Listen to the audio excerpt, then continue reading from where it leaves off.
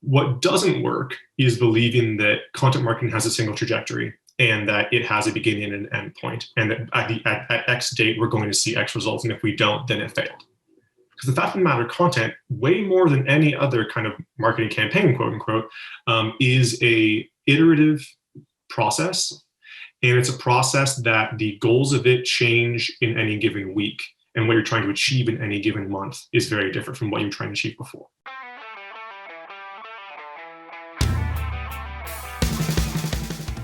Welcome to the B2B Digital Marketer Podcast, a podcast helping you to end your struggle with digital marketing, helping you to pave a new and better path to target and capture your ideal customer. Each week, we teach you how insiders and experts debunk the dreary and become engines of innovation. Now, here's your host, Jim Rembach.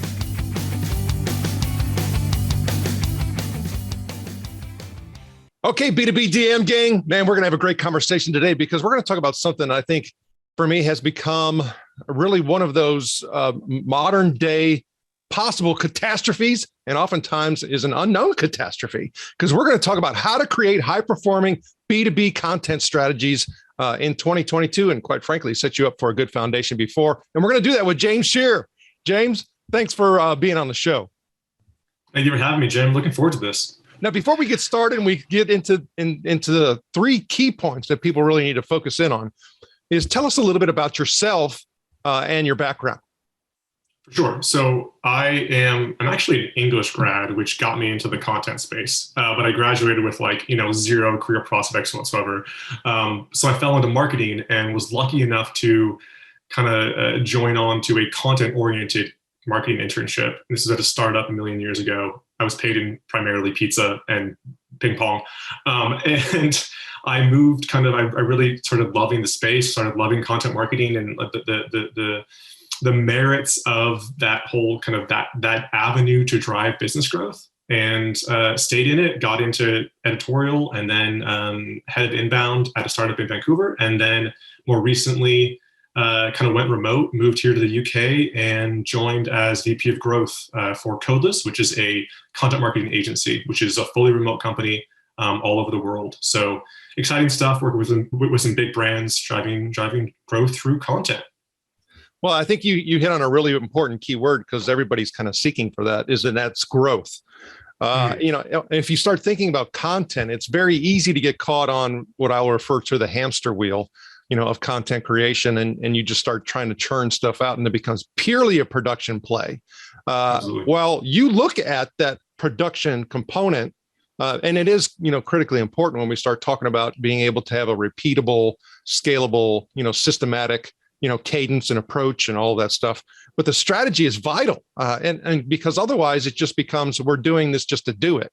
And as somebody the other day who I had a conversation with, is oftentimes from a marketing perspective, and sometimes even a sales perspective, we become metric monkeys. Yeah.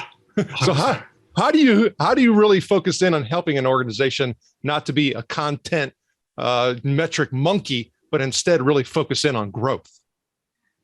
100%, because it is, content and inbound is one of those spots where it can feel like you create something, you put time and energy and resources into it, and it just feels like you throw it into a dark well of blackness and no one will ever see it. And you're like, well, that was a great use of my time, energy, and money. So trying to address that is by not writing a single piece of content unless you know exactly what it's for. So the content strategies that I put in place for our clients are based around a few things, and I'll just kind of run you through what I do. And it works. So at least it's worked for every client I've worked with. It's a categorization structure. So before you write a single piece of content, you understand what are the 3 to 5 categories that I want my brand to be seen for. Don't start with the pillars, start with the categories of content.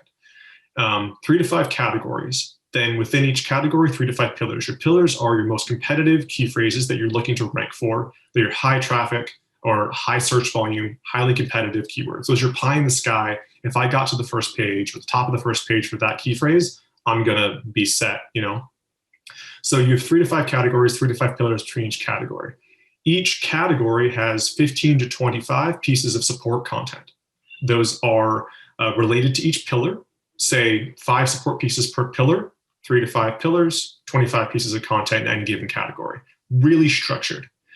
Those support pieces are lower competitiveness, lower volume, but can stand alone. And which is key here, they're not going to cannibalize your pillar piece. So a risk with creating content ever is if you've created something before, if you try to rank for something very, very similar, then you could possibly cannibalize and drop the ranking position of the original piece of content, right? So we're looking for pillar pieces and support content that's not going to cannibalize the ranking positions of the pillars. You know, you say something really important, because I know for me, I've probably, caused myself to fall into that hole, as you say it. And that is, while we're attempting to compete with other people's content, we don't even realize that we have, unintentionally caused a competition within and amongst ourselves. And so how do we keep that separated? Well, you keep it separated by only creating content that you plan to create, then not chase somebody else's content piece. That when we're targeting SEO, right? I think it's entirely legitimate and okay to create current event oriented, news oriented, especially in the B2B space when a lot of what we're doing changes very frequently. It is totally legitimate to chase the news traffic, but don't have that be part of your evergreen content, your long-term content growth strategy. That's a short-term, social-oriented or in-the-moment-oriented traffic drive. So feel free to chase those pieces against your competition. However, don't in general create content that isn't planned. And you should know that the content you have planned within your categories, within like the pillars and their support content, aren't going to cannibalize themselves and aren't going to, because you know that these are the pieces that I'm doing and my team is doing until the end of the year. And I know that none of these are going to compete with each other. Or if they do, I know that I wrote it because that one was doing so incredibly poorly that I need to redirect that URL to a new piece of content and to a new URL. But even then, I probably just reuse the URL and republish new content on it. But in general, yeah, I would just plan it out really carefully and don't run the risk of cannibalizing existing stuff. Well, as you're talking, I start really getting an understanding of, well, we're not really just talking about the content creation component. There's a technical side to this. Yeah. So if you can, try to give us a little bit of perspective on the technical elements associated with what you're talking about. Well, firstly, you got to be using the right software. You got to be using software that you trust to deliver accurate data to you about what are the search volumes for these key phrases, how competitive are they, what do we need to do to actually create a content piece that has that stands a chance of ranking. And what is my domain authority? What does my existing site look like? Because that's going to impact whether or not some of those search terms are actually competitive for you. We have some clients who come to us with no blog at all. They are uploading adding a CMS to their site when they sign on with us. And we say, okay, we got to build some momentum. And they say, we want to rank for the term marketing automation. And I say, okay, well, give me 5 or 10 years and have HubSpot fail, and we have a conversation, So you put realistic assessments based on data, based on Ahrefs, Moz, SEMrush, whatever tool you're using to give you data, trust it. And then have that inform based on where your business is out in terms of its domain authority, in terms of what you've already published and what you've already done, what you're going to attack and how. Then, from a technical perspective, we're talking about do all the things right. We talk a lot about how to add my brand voice to this content and how do I, make it really excel and and stand out from the competition. Those are important talking points. I would rather you got a solid foundation of SEO optimization, of search optimization, before you mess around with brand voice, before you added flavor or color or anything to your content. First and foremost, do all of the best practices and then have a conversation about what you're putting on top. All that stuff is the cherry on top of a sundae. Make sure the sundae is legit. So and the thing is, the Google's telling us what those technical components are that make it a highly optimized URL.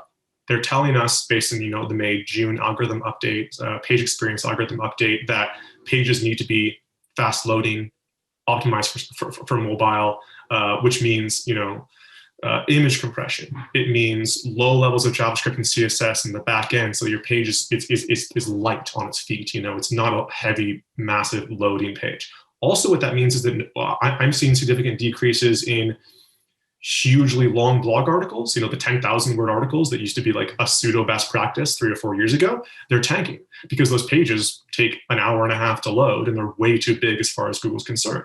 So we're talking about 1,500 to 2,500 word articles, especially in the B2B and SaaS space, that are super clean, tight, light on code, images are compressed, meta title, meta description, alt tags, all of that is done to perfection. And then we can have a conversation of, how do I bring thought leadership to this? How do I bring my expertise to it? How do I bring my brand voice? All of that stuff comes after. Get all that initial period stuff right, which, again, there's a lot of content out there that'll tell you exactly what these variables are and how to do it. Get it all right, and then have a conversation about adding anything to it, adding anything that is you to that piece. Well, okay. So I think you just contradicted many things that you see out there in regards to what you should do.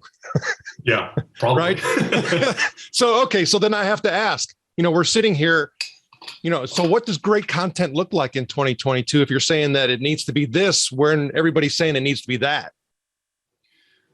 The thing is that what good content looks like changes every algorithm, really.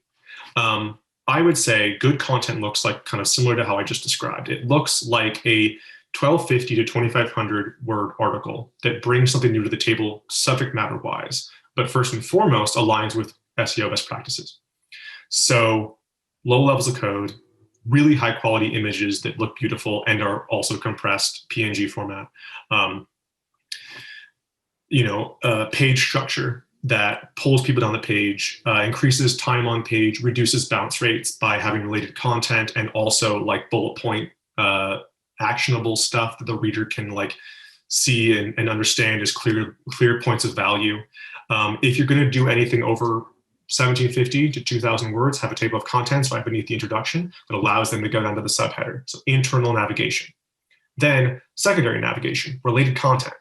Either on the sidebar or on the bottom of the article that sends them through and decreases bounce rates.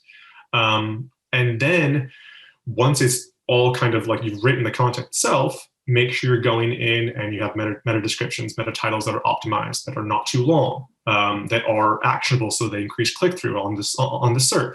And then make sure that your dev or whoever it is has gone into the back end of your site and made sure that your CMS or your entire site really is fast loading, optimized for mobile, et cetera, et cetera, et cetera. So ultimately, it's about clean, white, light, tight, and high value with readability and time on page and a reduction in bounce rate at the core of those pieces. That's what Google's told us to do in May, June with the page experience algorithm update, and that's what I'm seeing working. Okay, so you talked about, and you gave an example of, for example, marketing automation, as a keyword that I want to try to rank for. And you talked about give me 5 years and all these other things, and hey, then we'll be able to wave the flag of success. But okay, so that's not what we want to do. But as you're talking, I also start thinking about really we're trying to help our prospects to solve a problem that they're dealing with. Now, they may not be thinking in context of, oh, I need marketing automation and therefore I should be searching for that, right?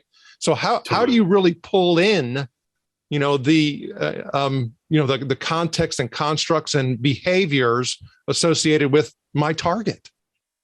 It's a fantastic question. And you do it by structuring your content plan around the funnel. So if I'm saying that you have 25 pieces of content per category in 3 to 5, let's say 4 categories, 100 pieces of content to be done in the next year or 6 months, because that's the volume I kind of recommend, 6 months. I would say that in the beginning of building a blog, if you have no domain authority, target the top of funnel content, because that's the content that's going to get traffic most quickly. It's the stuff that people click on and read, and then they may not necessarily convert, but they're going to recognize your brand name. And perhaps down the line, they have a positive association with it because you provided excellent, high quality educational value, but they're not necessarily going to buy immediately. Top of funnel content, for the market automation, the B2B space, or the market automation space, for instance, would be, as you say, how do I increase productivity? My team, I'm struggling to track what they're doing, which one of them is really good at it and which one of them isn't. And I'm just struggling with productivity, period. Plus, I'm in a remote or a hybrid work environment. I'm not entirely sure what they're doing at any given time. That's a pain point, which marketing automation addresses. But that's not what that person's looking for. They're looking for, how do I increase productivity within my team, their CMO or whatever it is. That top of funnel article makes up, and all those top of funnel articles make up, in the beginning, probably 75% of the total support content I'm talking about within each category. Now, as you get traffic, you can start targeting what will realistically be the more competitive search terms, like marketing automation software.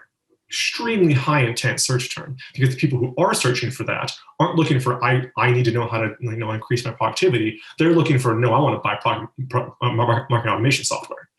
That's a very competitive term. So a lot of people are going to be competing. All of the brands want to rank for that first, because they can either rank for it or they can pay $15,000, $20,000 in ads to rank for that search term, right? Per month.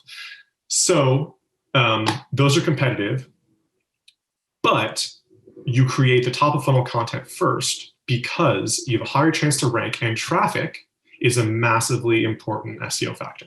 So as soon as you get significant traffic to your blog, you're going to have an easier time to rank for competitive key phrases down the line, like bottom of funnel, high intent search terms.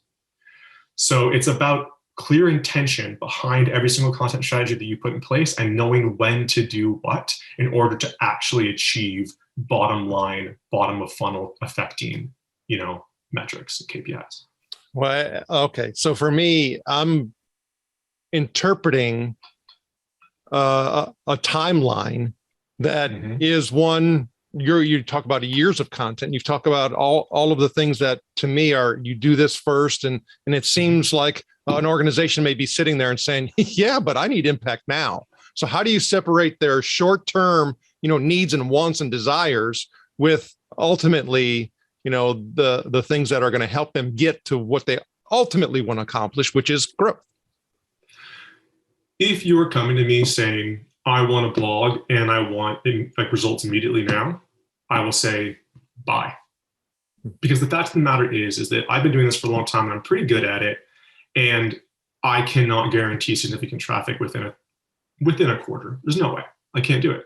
So what I can say, though, is if you do this, if you buy in, if you give me and my team, or if you invest in this, you will see the best ROI of any marketing campaign you will ever see. Because once a URL goes live and starts ranking on the first page of Google, you've already invested in it. You spent $800 on making it amazing with the writer, whatever it is, another $500 on the design and maybe you added a video to the introduction or whatever. You spent $1,200, $1,300 on that piece of content, and it just lives there. It lives in the first page of Google, having high intent traffic driven to it on a monthly basis, and those visitors are coming to your site with intention. Now, that kind of ROI, the ROI where you just set it and forget it, is game changing, but it takes a sec. However, there are ways to drive quicker growth, and that is by identifying the search terms and the targeted key phrases that actually align with where your brand is currently at, and what you could be found for if you maybe stretched a little bit. So this is actually key to kind of how I talk to clients. They come to me and they say, we're in the B2B space, we're in social media management, whatever. And they say, we want to rank for the term Facebook ad costs. I want to rank for the term, Instagram marketing. And I'm like, okay, what do you do though? And they say, okay, well, our platform enables people to schedule social media posts. Okay, well, that's a very competitive space. How about we look into something more like the role of video on Facebook? And they say, yeah, but I don't do that. And I say, I don't really care right now. That's a very attainable key phrase for you. And it is related to what you want to talk about eventually and what you want to achieve eventually. If you do that now, you can build momentum towards those highly competitive key phrases down the line. But if you start writing them now with your domain authority and where you're currently at, you're not going to see success for a long time. Even if you do exactly what I say as far as supporting the content and the categorization, et cetera, et cetera, et cetera, you're simply not going to hit, the results. However, if you go after something more attainable, then we drive one of the most important SEO factors, period, traffic. Links, absolutely important. But if we can drive traffic to your site, then you have a higher chance to rank competitive key for URLs down the line than if you don't drive traffic. So drive traffic, whatever way you can. Yeah. Well, you also mentioned a particular word that I often find that there's a lot of very different perspectives and oftentimes misleading perspectives, associated with marketing and what we're, again, ultimately trying to get to, which is growth. And you said the word campaign. Mm-hmm. So what are the potential pitfalls associated with a campaign mindset? Well, incorrectly determining what the KPI of that campaign is often a pitfall. Also, believing that a campaign has a single trajectory and that you can't ever come back and review what was done at the beginning of that campaign, because the campaign itself has a success metric at X point. So I use the word campaign because it is the easiest way to talk about content as opposed to ads, as opposed to some lead generation thing you're doing or whatever, because there's some similarities in how it's structured and how you should project management it, or manage this project. But what doesn't work is believing that content marketing has a single trajectory and that it has a beginning and an end point, and that at X date we're going to see X results, and if we don't, then it failed. Because the fact of the matter, content, way more than any other kind of marketing campaign, quote unquote, is a iterative process. And it's a process that the goals of it change in any given week. And what you're trying to achieve in any given month is very different from what you were trying to achieve before. So let me give you an example. We have a client called Early Bird. They are early stage. They do financial gifting to parents and stuff on behalf of their children. Really cool kind of company, but they were very early stage. They had a bit of money, but they had no blog or anything like that. So we identified what is the KPI for this business for the first quarter. And at that time, based on achievable key phrases that were related to what they wanted to talk about, but not directly the core of what they wanted to talk about, the KPI for that quote unquote campaign for that quarter was ranking number of URLs ranking in the top 100, and that was our KPI. Then the Q2, the KPI became number of URLs ranking on the first page, and then the KPI became in Q3 traffic. Sweet. Okay. Now, how did those KPIs impact what we did? So first and foremost, and I think this is kind of a core component of kind of one of my main messages, is that if the KPI in Q3 is traffic, in order to achieve that successfully and achieve what we're looking to do, it may not be the creation of net new content. In fact, for them, it was the optimization of content they created in Q1. Because if I'm looking to drive traffic, I'm going to spend way more time, energy, and resources moving a URL that's plateaued at the 11th ranking position. I'm going to spend way less time and energy and resources moving that to the 9th position than I will to get an entirely new piece of content uploaded, live, and indexed. And then it has to climb the SERP for 2 months or whatever it is. So we invest in optimization of almost ranking content. I mean, it's ranking in the top 100, almost first page content.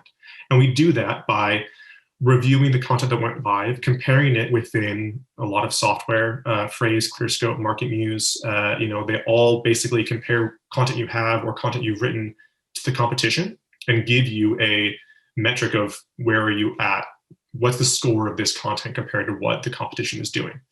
And then you reevaluate, okay, let's update the content, let's update the stats. Let's include the semantic key phrases that the competition is including. Let's add, really high quality images, because now this thing has the potential to drive traffic. I want to make sure that it's amazing. I made it great initially, and I did that foundation, the before the cherry goes on top of the sundae foundational every single time. but only when it gets kind of to the top of the second page and then possibly to the first page do I really say, okay, now we can dive into making this amazing. And then when it ranks 9th, 8th, 7th, 6th, 5th, it has significant traffic. I've met my KPI, and the ranking traffic driving URLs that I have on my site are amazing, every single one of them. And I have 200 others that are really good. And when they start ranking and start driving traffic, I'll make them amazing. So you and I had talked prior to recording, and we've been hitting on a couple of things that you see as kind of like the three most important things in how to create high performing B2B content. And you opened the door to the third one, which is existing content. So if you could just focus in on the existing content component, you shared some of the things associated with that, but kind of put a wrapper around it. For sure. I talked in the beginning about the idea that content can feel like you create something amazing and then you throw it in a well and it just goes to the bottom and no one ever sees it. And that can be really depressing, especially for like CMOs or businesses looking at like, where the hell is my budget going, man? So what I think is really important and even more relevant in 2022 that's ever been before is the idea of reviewing what you already have, seeing where it is, seeing what it looks like structurally, subject matter wise, how up to date it is, and making a decision about whether you need to create a whole new piece of content or optimize what you already have. And I bet you 9 times out of 10, if you've been blogging for a while, or if you bought a domain that has a blog, you're gonna have way more opportunities to optimize existing content to drive traffic than if you created net new content. Now, what does that look like? So Ahrefs or SEMrush or Moz have a very handy site explorer tool that allows you to go into your entire domain or your entire blog subdirectory and say, what URLs do I have that have plateaued between 11th and 30th position on the SERP for a high volume key phrase? High volume being 250 plus search terms per month for that key phrase. Plateaued means that it is not actively climbing. If a URL is actively climbing up the SERP, it was 50th 2 weeks ago and is now in 12th, do not touch that URL. It is fine. It is doing what it needs to do. Only when it's plateaued for a 2 or 3 week period would I say, okay, that is reached where it is reached its peak. Then I say, okay, these are the 20 URLs that have plateaued on the second page or the third page of Google that with a couple tweaks, way less investment than writing a new piece of content, could get to the first page of Google. Then I pull those URLs with the target key phrase that they are almost ranking for, almost in the first page for, and I drop them in a tool like Phrase, Crisp, or Market Muse, with that targeted key phrase being like, this is what we're trying to do. What does the competition look like that's ranking for that for that key phrase? And what does my content look like in comparison? If those tools say you are missing, say it's market automation that we're trying to rank for, you are missing a section on sales funnel automation. You've talked really successfully about lead generation and whatever, but you are missing every article that's ranking has something on lead scoring, and you don't. So you need to make your content a little bit more comprehensive and add 350, 500 words on lead scoring and sales funnel automation, and update the stats, make some new images, and just go give it a quick run over, make sure that it's excellent. You do that, you republish, or you update the existing URL, and then it goes from 11th to 9th, and suddenly you're driving traffic, serious traffic. And all you did was 500 words worth of work, 350 new, 200 odd or whatever of, the time you spent to make it happen. Instead of writing a 2,000 word article, you spent 500 words worth of time to move that from 11th to 9th. Huge win, way less time and energy. And I think for a lot of businesses, that is a massively missing component. There's this idea, and you talked about it at the very beginning, that we need to be creating content every week, more content, more. That's how we win. Only by creating that new content can we win. And the fact of the matter is that it's not the case anymore. Most B2B and SaaS businesses have been blogging for a while because they know it works. And as a result, most of them have 100, 200, 500, 1,000 blog articles out there. And we think that the Pareto principle is everything, that we're going to drive 80% of our traffic through 20% of our content. And it may be the case, but that doesn't mean that the 80% of content that you have that's not driving traffic is a lost cause. Go back in, check out what it's doing, check out where it is, check out what it looks like, and see if there are tweaks that you can make to actually drive significant traffic through it. Well, okay. You had mentioned earlier, something about, updates and changes and what is part of the ranking factors in 2022.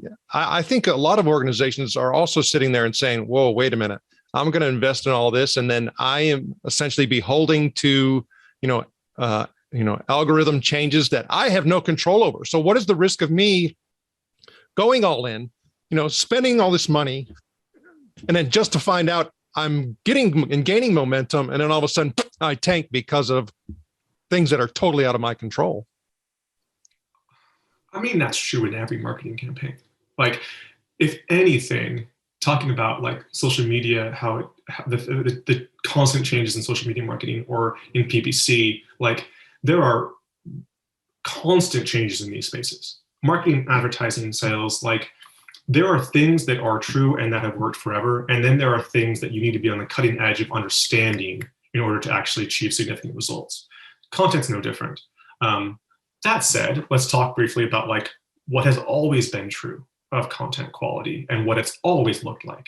This is, again, the delicious vanilla ice cream in my sundae before we get to the cherry and the chocolate sauce or whatever. And that is, May, June wasn't the first time that Google said that page experience was important. They've been saying that for years. So a light site has always been the case. Mobile optimization, we've known for 5 or 6 years that mobile optimization was going to be key to SEO, to search optimization, search orientation. We know that high quality images are always going to be the case. We know that, massively long articles may work in some spaces, but the general length of content for a long time has been 1,500 to 2,500 words. That's been like, you type in best, length of article, and you're going to get a graph from 2014, which looks exactly the same as I would recommend you create content. We talk about bullet point lists, bolded text, headers, subheaders to put people down the pages. Still, all these are really strong best practices that mean a content piece is good. Now, why I bring that up is because the fact of the matter is that if you create really good quality content that aligns with every best practice that exists today, no Google search algorithm is going to tank your traffic completely anytime soon, because Google is not going to turn around and say, oh, we don't care about page experience anymore. Or, oh yeah, no, images aren't, we don't want images in your content. Or no, we don't want you to increase time on page or decrease bounce rates. Those factors are always going to be the case. The times when it gets a little bit sketchy is when you invest in something a little bit crazy. It's those brands that say like, let's write a 25,000 word article on affiliate marketing or whatever, or the e-commerce space especially. Those, I would say, are the outlier content that can get hit by search algorithms massively. If you just create really good quality content that's a good length and comprehensive and targets SEO, all the SEO best practices, you're going to be fine. And if you see a bit of a dip, optimize your content. Even if you don't see a bit of a dip, optimize your content. We should be doing, especially on those traffic driving URLs that your site has, you should be reviewing it every 6 to 9 months, like at the maximum, to check out, okay, are we delivering up-to-date content that has up-to-date statistics? Has anything changed in this space that we can just update quickly this paragraph or this section to feature some new best practice that people, if we're optimizing our content at any given time, or every 6 to 9 months, then we're going to be preliminarily addressing what Google is going to be changing and looking for when they do make an algorithm change. You should be okay so long as you create great content first time around. Well, okay. So we've been talking a lot about, SERP and SEO, and, that, is all in that, Google, type of realm and search engine ranking. But I think a lot of B2B people are saying, hey, I need activity and action and engagement on LinkedIn, because that is the B2B platform of choice. So, how does LinkedIn fit into all of this strategy? Because LinkedIn, like any social media platform, needs incredibly good content in order to get you traffic and leads and attention, So any social media platform that you're on thrives only if you have the ammunition to actually do anything there. So when you create high quality content and you put it out there and it's engaging, and you create video perhaps for that content specifically built for LinkedIn, or you create a video for the content piece and have a social media oriented clip, a YouTube oriented clip, Facebook, Twitter, LinkedIn clip, or whatever it is, you test how that performs. and then you publish really, high quality content with highly engaging posts on LinkedIn within the communities and to the right people, and you have content that features, influencers or mentions somebody who you worked on it with. You do partnership content with brands that you want to have a mutually beneficial relationship with. Everything that is that works on LinkedIn is built upon high quality content. There are very few really successful LinkedIn posts or LinkedIn engagement tactics built on the Twitter 15 words of insight, quote unquote insight. LinkedIn and that entire space is built on high value expertise, which is long form content. Well, so gosh, all of these things that we've gone through, I'm sitting here and I'm like, oh goodness, the complexity of this. It used to be that we could have essentially a person, who could manage all this stuff. But to me, it seems like that was so 5 years ago. Like, for example, the Content Marketing Institute said that in 2022, and it's just going to continue into 23 and 24, is that organizations are looking at spending 66% more on their content marketing efforts in their, inbound demand generation, all of those things that are associated with good quality content. So, when I start, thinking about this, how does that play into this whole strategy component? Because there's more and more information, you could say noise, because here's the thing, good quality content is getting sucked into the vortex of bad content too. And so and I don't even think it's a Pareto principle. I think it's maybe more, like a 1%, 99%, right? Yeah. 99% of the stuff that's out there is just noise that your 1% of good content is getting sucked into. And we're all really competing for attention is the issue. How do I, as a B2B digital marketer or a person who's responsible, for putting all this together, what should I be thinking as my primary thought process at the moment? The fact of the matter is that content has been driving one of the most positive ROIs in the B2B and SaaS space for the past 10 years. Realistically, the cost of doing it well is simply catching up to the remarkable ROI we were achieving with kind of subpar content back in 2013, 2014. And the thing is that for me, I'm in the agency space, we're working with clients.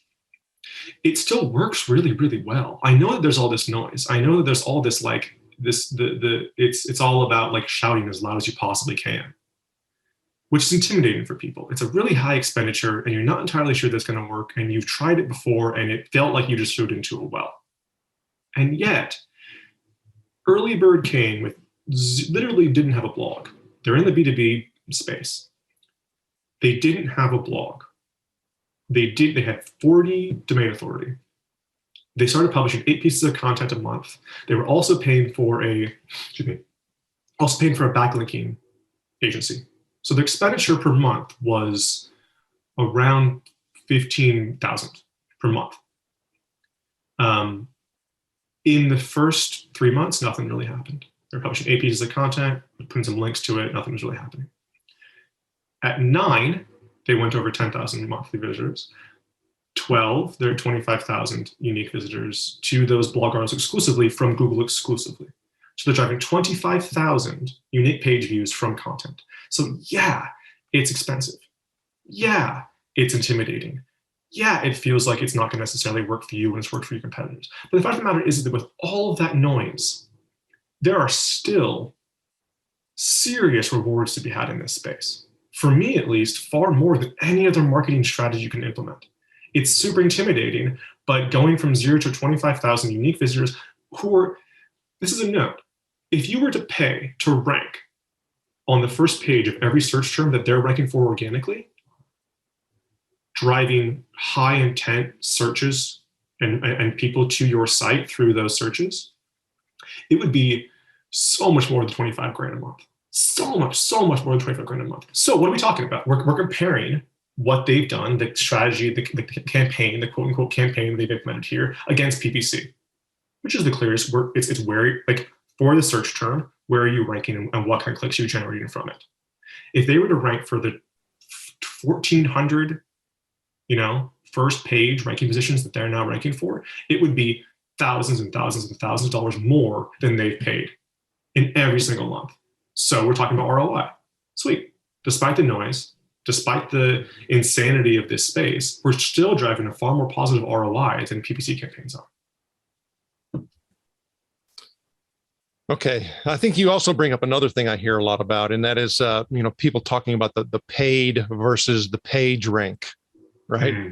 One could be viewed as short-term, the other is long-term, but I think there's also something associated with, what do people actually click on? And to wrap it up, if you can kind of help us understand, I could go the paid route. I can pay for that, top of, that tier, in the paid route, versus going through and putting in the effort and the investment, to get the page one rank. What is really the differentiation and the benefit of doing, the page one rank versus the page one paid? Ultimately, it's going back to the reason I love content marketing, which is it's about merit-based attraction. It's about, and then we can talk about the cost differential. We can talk about like whether people, trust ads or trust content. For me, it's that if the first time, especially in the B2B and SaaS space, the first time that you have an interaction with a prospect, their interaction is, this brand gave me value, this brand educated me, this brand addressed my pain points, and especially top of funnel content just gave me value. They didn't throw the product in my face, they didn't throw the service in my face. They just said, these are the ways you can increase productivity in your team. Our tool's not even in there. And they say, okay, amazing, thank you so much, brand. Positive association with your brand instead of advertising, which, especially in the B2B and SaaS space, we're talking a lot of our prospects are marketers or are people who get hit with cold outreach email campaigns and advertising on every single platform that they're on. And they have a negative association with that, period.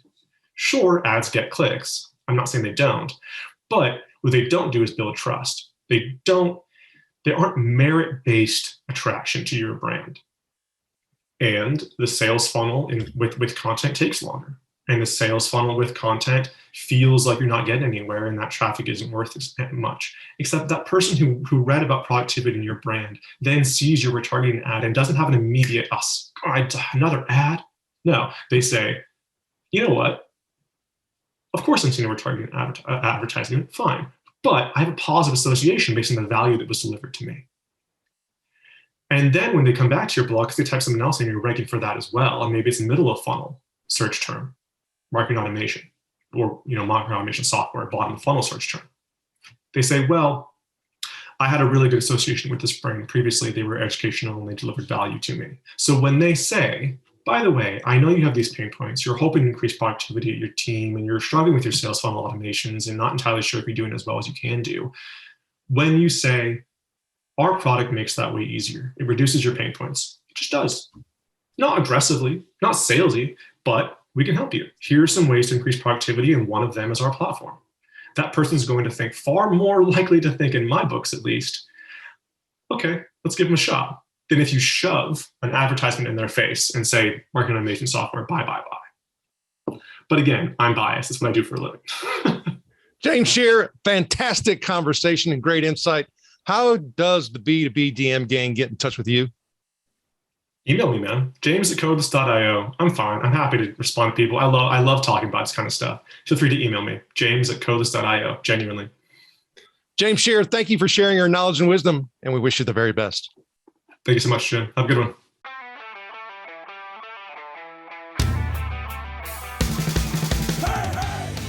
Thank you for joining us. Go now to join the B2B DM gang in the B2B Marketer LinkedIn group, where you can connect with other B2B DM disruptors and get access to our B2B DM cheat sheets, checklist, and guides. While you're at it, if you found value in this show, please help by going to iTunes to rate, review, and subscribe. And share the show on all of your digital platforms. Be sure to tune in next week for our next episode. And always remember, you can automate your lead capture, but you must lure your lead.